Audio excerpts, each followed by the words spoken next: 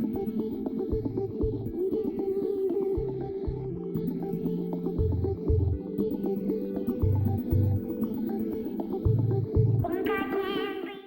morning, everyone. Let's get right into the Word of God. So today we're going to be reading Deuteronomy 17. Thou shalt not sacrifice unto the Lord thy God any bullock or sheep wherein is blemish, or any evil favoredness, for that is an abomination unto the Lord thy God. If there be found among you, within any of thy gates, which the Lord thy God giveth thee, man or woman, that hath wrought wickedness in the sight of the Lord thy God, in transgressing his covenant, and hath gone and served other gods, and worshipped them, either the sun, or moon, or any of the host of heaven, which I have not commanded, and it be told thee that thou hast heard of it, and inquired diligently, and behold, it be true, and the thing certain, that such an abomination is wrought in Israel, then thou shalt bring forth that man or that woman which hath committed that wicked thing unto thy gates, even that man or that woman, and shalt stone them with stones till they die. At the mouth of 2 witnesses or 3 witnesses shall he that is worthy of death be put to death, but at the mouth of 1 witness he shall not be put to death. The hands of the witness shall be first upon him to put him to death, and afterward the hands of all thy people, so thou shalt put the evil away from among you.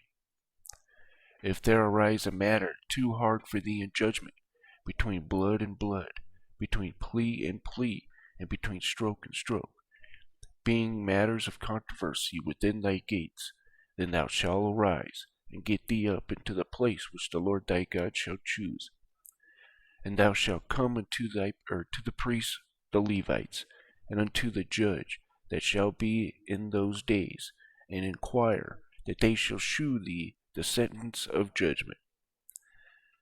And thou shalt do according to the sentence which they of that place which the Lord shall choose shall shew thee, and thou shalt observe to do according to all they inform thee, according to the sentence of the law which they shall teach thee, and according to the judgment which they shall tell thee, thou shalt do.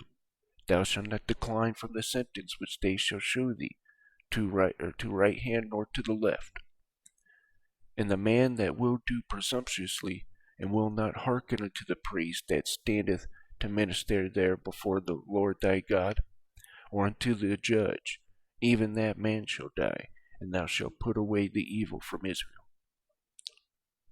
And all the people shall hear and fear, and do no more presumptuously. When thou art come unto the land which the Lord thy God giveth thee, and shalt possess it, and shalt dwell therein, and shalt say, I will set a king over me, like as the nations that are about me. Thou shalt in any wise set him a king over thee, whom the Lord thy God shall choose. One from among thy brethren shalt thou set king over thee. Thou mayest not set a stranger over thee, which is not thy brother. But he shall not multiply horses to himself, nor cause the people to return to Egypt, to the end that he shall multiply horses. For as much as the Lord hath said unto you, ye shall henceforth return no more that way. Neither shall he multiply wives to himself, that his heart turn not away, neither shall he greatly multiply to himself silver and gold. And it shall be, when he sitteth upon the throne of his kingdom, that he shall write him a copy of this law in a book out of that which is before the priests the Levites. And it shall be with him, and he shall read therein all the days of his life, that he may learn to fear the Lord his God, to keep all the words of this law and these statutes, and to do them, that his heart be not lifted up above his brethren, and that he turn not aside from the commandment to the right hand or to the left, to the end he may prolong his days in his kingdom, he and his children in the midst of Israel. And that is the end of Deuteronomy chapter 17. As a summary of Deuteronomy 17, we have the administration of justice.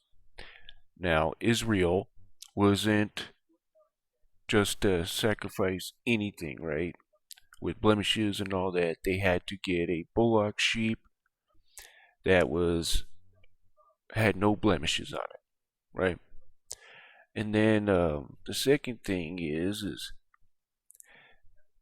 if there was a person, man or woman, worshiping other gods and the sun, moon, all that, they were to have two or more witnesses. And if there was only one witness, then the person would be fine. But they were to take them outside the gates and stone them.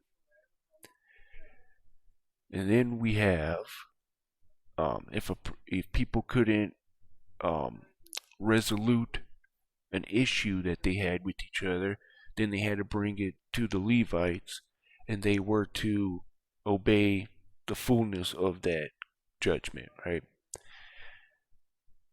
And then that when Israel was to have a king over them, that king couldn't multiply his wealth or have many wives. He was just to have one wife. That the king of Israel shouldn't go back to Egypt, and that he was to keep the book of the law on him at all times, and to keep it for judgment and all that, so he can be in the right place.